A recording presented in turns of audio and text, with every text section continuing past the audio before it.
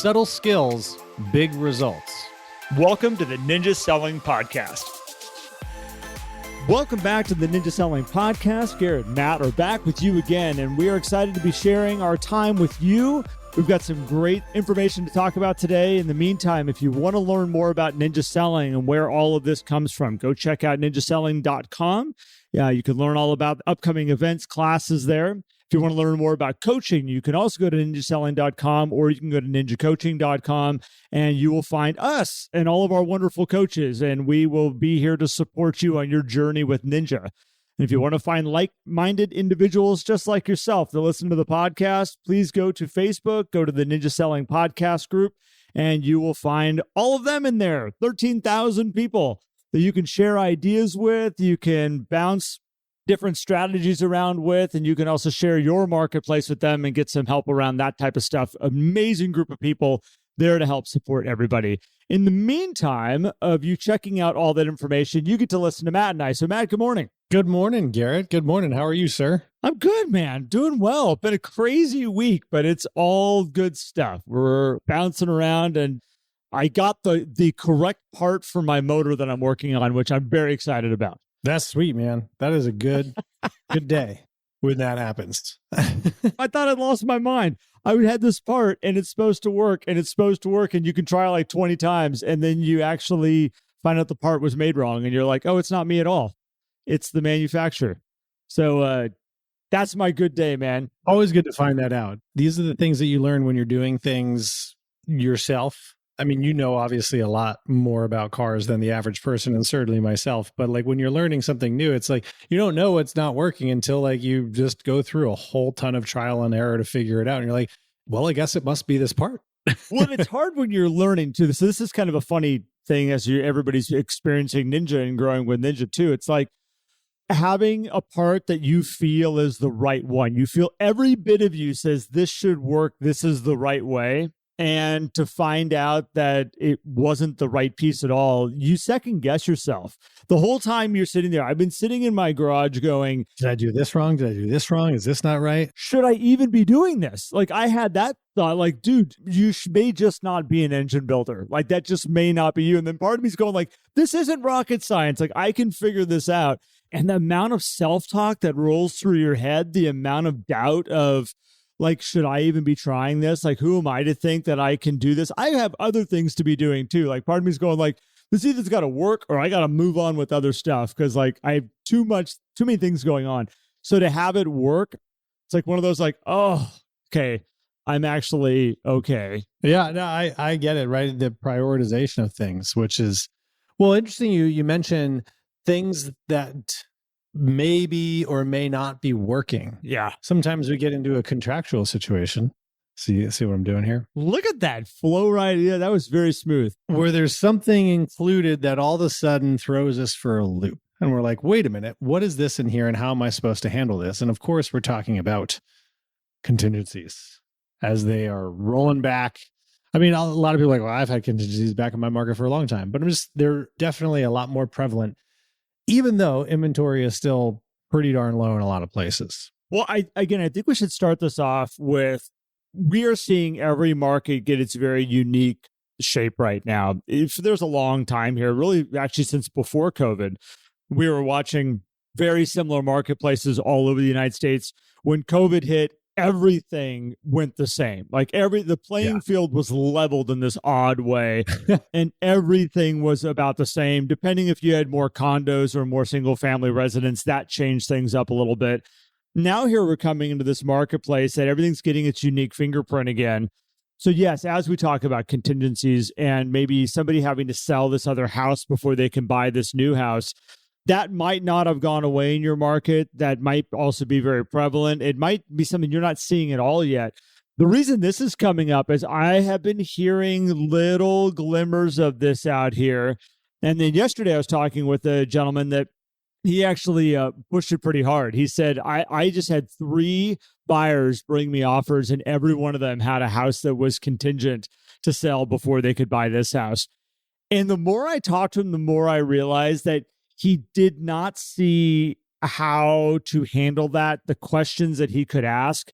the different level of negotiation that was just added in his transaction that he could choose to negotiate with, or he could just be like, okay, yep, they've got a house to sell, and just moving along as that's part of the transaction. And I was like, what? Oh my gosh, tell me about this house that they got to sell. And by the lack of information around it, and it wasn't a fault of his, he just hasn't been taught how to do them. He hasn't had to do this. Yeah. It was a very interesting thing to kind of go like, ooh, we have a large part of the population of realtors out here right now that may have never dealt with this, Matt. Yeah. When I was selling, that was like, oh yeah, they have a contingent house to sell. That's pretty much every single transaction that I get. Yeah. It's like, well, we already knew that. Let's put some parameters around a timeline and stamp this thing and let's go. But it is very interesting, particularly, I mean, as the market has evolved, just as how it operates, right? You know, not just through these times we've had, but how we do deals and how we negotiate is a little bit different today than it was 20 years ago. And when it comes to how we negotiate, I think because... Was that a crack at my age? No, nor mine, by the way. Okay, sorry. I know I wasn't selling real estate 20 years ago, but... Thought that was poking me. I'm sorry, I interrupted. Keep going. No. But I mean, I guess it could be now that I'm thinking about it, because I'm sensitive. I could have said a decade ago, which would have still been in my range of selling real estate, but well, that sounds longer. Keep going. Sorry. Because I think the way we've just kind of evolved in how we use technology, how we make decisions, and how we look at the way products and services are presented to us, a lot of negotiation right now is yes, no. Mm-hmm. Oh, they presented a home sale contingency. Seller doesn't want a home sale contingency. Okay. Well, if you're in a situation like you just described, you have 3 offers, all of which have home sale contingencies. Are you going to say no to all of them? Or are we going to find out more information? Which this is where a lot of people don't go that extra mile. So you have a home sale contingency offer here, Garrett. Like, what are the things that we should be looking into and asking, well, where should our head be here? What are the things that we don't know that we need to know? Well, it's funny. The minute he said this, my brain went to like, well, tell me about the homes that are contingent in this offer now. Like, what are they? And by the lack of information I was hearing, I was like, oh my gosh, here's the opportunity. So like for me, it's like, I want to know everything about it. It's like whatever you've got to sell over there, that is now a ripple in my sale of this house. Like, yes, I'm going to accept your offer, but this thing now has to come together to make my deal work. So if I'm going to bother to accept this offer, I got to know everything about that. Tell me everything. I want to see your marketing. I want to see all your pricing analysis, your information that you've pulled for comps. Yep. I want to see all of it. This is where things, and we're going to do a little shout out to Focus First. Like if you're the buying side and you have an awesome Focus First breakdown on this property about how you priced it, the scattergrams around it, the price lines and all that type of stuff, and you're making your offer and you can present it with this thing and say, look, this is the house that's contingent right now on us buying your property. Here's all the information so you understand why we've priced it this way, why it's... Oh my goodness. Because here's the last thing the listing agent really wants to do is the homework on your contingent house, right? Like they don't want to go down that path. I recommend that people do put the time and effort in to figure this out, but they don't want to do it. Make decisions easy for people. And that's a great point, Garrett. If you're the buying agent, come with the information to make it easy for them to say, oh yeah, okay, that makes sense. Yeah, not just we have a house we have to sell to be able to buy your house. Hey, what do you think about our offer? Don't do that to them. Oh, we'll figure it out. Oh, we haven't listed it yet. I just heard that one. Yeah, we're going to talk about that once we get through this offer. Like if you accept our offer, then we're going to figure out what we need to do to get their house on the market. I just heard about that one where somebody else had said like they received an offer and they said it's contingent on our house selling, but it's not listed yet. They said, Lily, go away. List your house and come back with an offer once that thing's on the market. But I don't want to list my house until I know I have a place to go. Yeah. Sorry. Which I get that too. And we've done a podcast on that one. Well, here's the interesting thing, Garrett. And then I want you to continue on with what you were saying, because understanding the home sale contingency is understanding the financial qualifications of this buyer. Yep. Because if you have a buyer who thinks, oh, if I sell my house for $500, I'm going to be good to go on this house. But if the house can't sell for anything more than $450, and that makes them unqualified to purchase the house, we have a serious problem in that contract. And so these are things that we need to know. So continue on. We want to know everything. We want to know marketing. We want to know comps. We want to know strategy. What else? So I think we need to come back, though, at some point here to your financial qualification, because I think that's a bigger box that I think we can unpack. Then we might kind of just tailor right into it here, because I look at it also is that if I have enough information as the listing side and I can explain this to my sellers, that, by the way, we're not just dealing with the house on the other end. Like, we now have the ability of calling some shots over there. I can ask them to change things about that. Now, here's the thing. I can only ask them right now.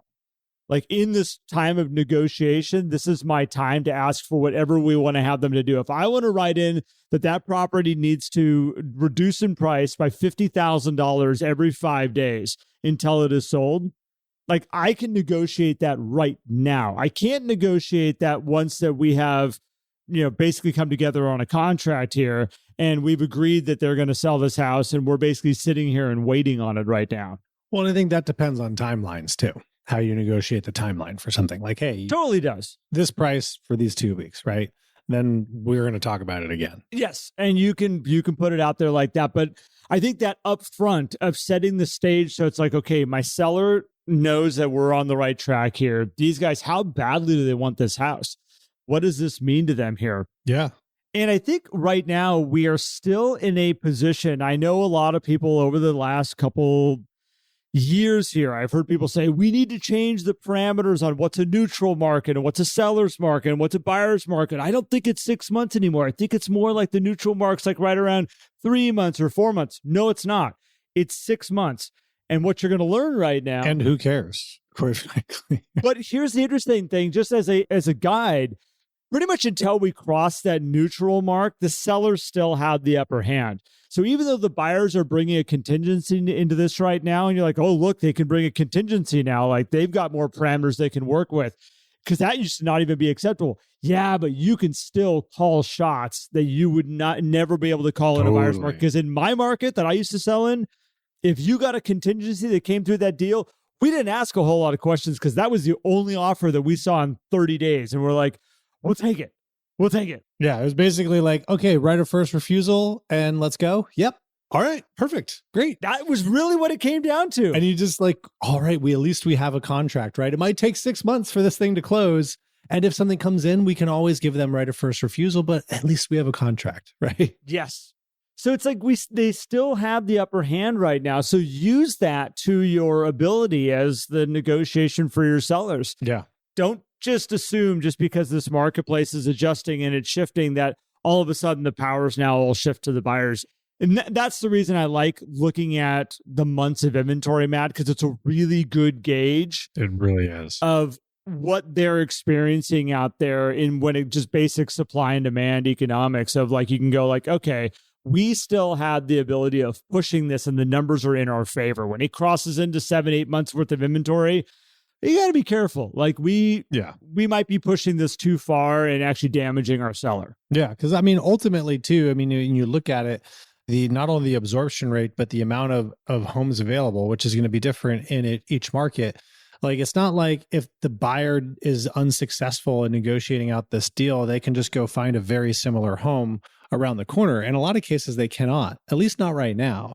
And for you as the seller, even though you're in position, we also want to eliminate that fear of, well, what if something else comes on the market for these buyers? Because it could. And if you negotiate a weak contract, then in 2 weeks, when their house isn't sold and your neighbor's house, which is a lot better, hits the market, the buyer goes, oh, you know what? Let's buy that house instead. Our house is still on the market anyway. Let's do that house. And that is a risk you play. But I think coming back to this financial component too, some basic things that we need to know on the listing side if we're going to enter in a contract with a contingency is what's owed on that property. Oh, because that way we're going to be able to determine the equity, because a lot of times the reason why it's contingent is the down payments coming from there. And as we say, when you're financially qualifying people, we always want proof of funds and a letter from a lender that has a pre-approval, not just like one of these blanket pre-qualifications based on what they told the lender. Now, sometimes the lender will do the work for you and let you know all that stuff, but because the lender's going to have to qualify based on what's paying out, but also what are going to be the expenses associated with that sale over there. Because, okay, your house is worth X, you owe this. What's going to be your cost of closing that house because that's going to impact the down payment, particularly if that person's trying to qualify with all that equity to put into a down payment. And I know this, a lot of people are going like, oh my gosh, like, Matt, enough of the spreadsheets and this analytical stuff. It's like, okay, but this is important to know if you're going to size up, particularly 3 different offers that are all contingent. You got one person sitting on 50K in equity and another person sitting on 200K in equity. I know which one's way more attractive to me because they got margin to move that price if the market shifts in the next couple of weeks because they have more down payment available to them. They're probably going to be more willing to move that if they truly want this house, they have the means to move it versus if they have that narrow margin in equity, they may get stuck even if they really want the house. So even more so than the spreadsheets, Matt, and I think this is where a lot of people might be kind of looking at this market and hearing what you're saying right now going, oh my gosh, like this is so much more moving parts. There's so much more here that we got to be doing. And I do think this marketplace that we've been in here for a while has been a little ridiculous.